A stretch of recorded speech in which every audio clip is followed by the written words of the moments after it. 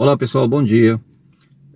Eu queria falar um pouquinho aqui sobre o Augusto Aras, né, o PGR, que acabou de convocar a equipe do gabinete de crise, né, para discutir. Provavelmente hoje que eles se discutam sobre isso. Na verdade, está preocupando muito as grandes movimentações que estão acontecendo no Brasil, as mobilidades sociais, ou seja, as manifestações em frente aos quartéis, assim como as paralisações nas estradas, né? Os caminhoneiros de alguns estados, em parceria com os agropecuários, estão já dando sinais de prejuízos, né? No abastecimento, seja de combustíveis, assim como grãos e produtos de modo geral. É uma situação que realmente preocupa, né? O PGR, e pelo menos foi uma medida que ele tomou responsável, né? Sinal de que ele está vendo o que está acontecendo e o que está acontecendo constitui um problema. Isto é muito bom para o povo brasileiro de bem que não se conformou com o processo das eleições aí de 2022. Pois bem, de outro lado nós vimos o ministro Barroso lá dos Estados Unidos tratando mal, não é, um brasileiro que o tratou respeitosamente, não é, interpelando ele, mas de forma desrespeitosa, e ele se vira e diz, acabou, mané, vê se não amola.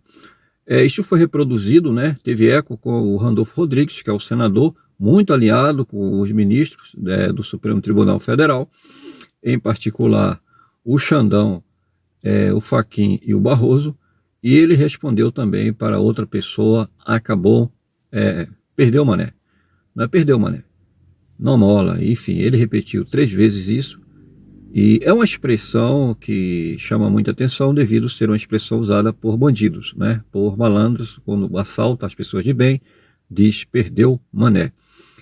Então é isso. Então a população não exagera quando muitas vezes associa esses líderes de instituições, ministros aí da Suprema Corte e políticos como bandidos, né? As suas posturas denotam isso. Então não é de se espantar que de fato eles devam ser comparados a bandidos. Pois bem, pessoal, voltando aí ao gabinete de crise, isso é um sinal de que está dando certo, né? Está dando certo as movimentações, as pressões nos quartéis, né? Outro dia o Rodrigo Maia e também o ministro Barroso falou sobre isso, que assustavam eles quando via as pessoas em frente aos quartéis. Porque ali as Forças Armadas ainda é vista ainda como o último bastião, e ele sabe que uma ação das Forças Armadas de fato iria resolver o problema de forma mais contundente, de forma mais eficaz. As pessoas não acreditam mais do ponto de vista político, né?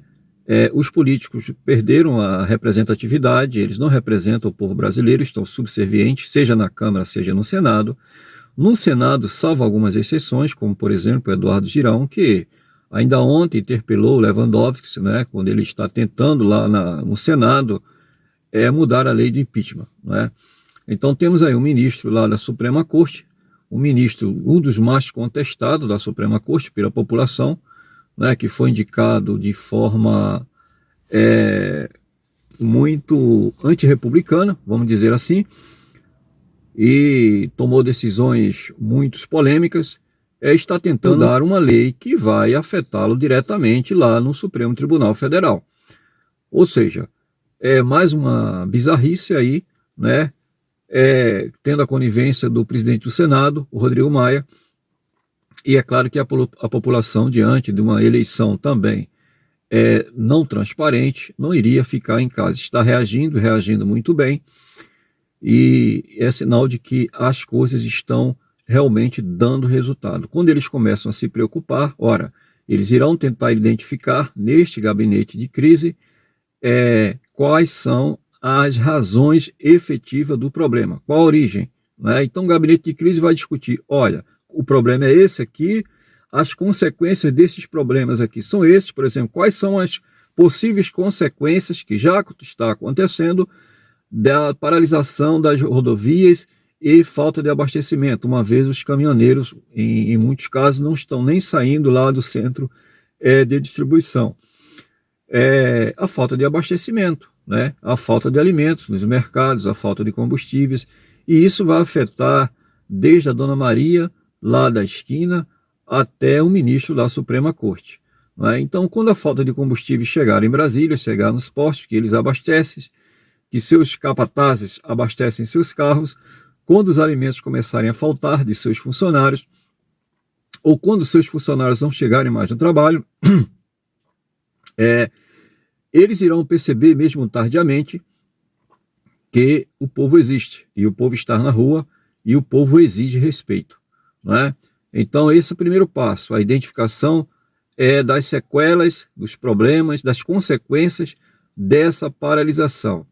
E outra coisa que eles vão querer, tentar conter essas paralisações. Daí pode sair mais repressão a partir da Polícia Militar. Não é à toa que o Alexandre de Moraes convidou de forma um pouco coercitiva todos os comandantes das 27 unidades para irem a Brasília, pago pelo tribunal, não sei se TSE ou se pelo tribunal ou pelo STF, para orientá-los a reprimir as manifestações.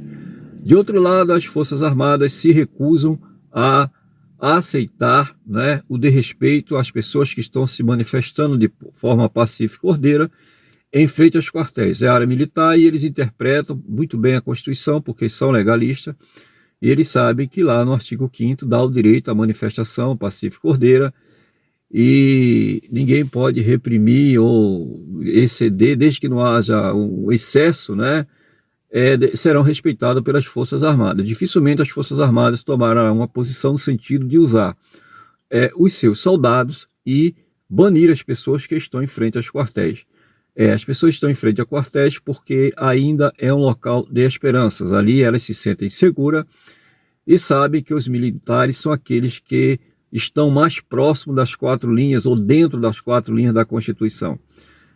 Na área política, praticamente, os políticos perdem completamente o domínio e o controle da população. Já não existe liderança política neste momento que venha impedir estas manifestações populares que são legítimas diante de tais circunstâncias. Não é?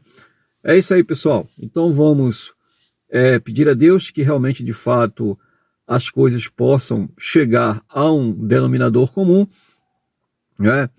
Que eles parem, né? Que não vão fazer festa lá no Copacabana Palace, como foi o Xandão, não é? Dançando, sambando, né? Que não vá palestrar lá nos Estados Unidos, que nem falam em inglês, mas foram lá palestrar para brasileiros sobre democracia, e eles ignoram completamente a grande demanda popular que está aqui nas ruas e urge que tenha um desfecho melhor do que está tendo até hoje, não é? Aí fica também uma admiração, uma observação, que é assim, a demora das Forças Armadas tomarem uma posição. A cada dia as pessoas ficam mais ansiosas, mais nervosas em frente aos quartéis.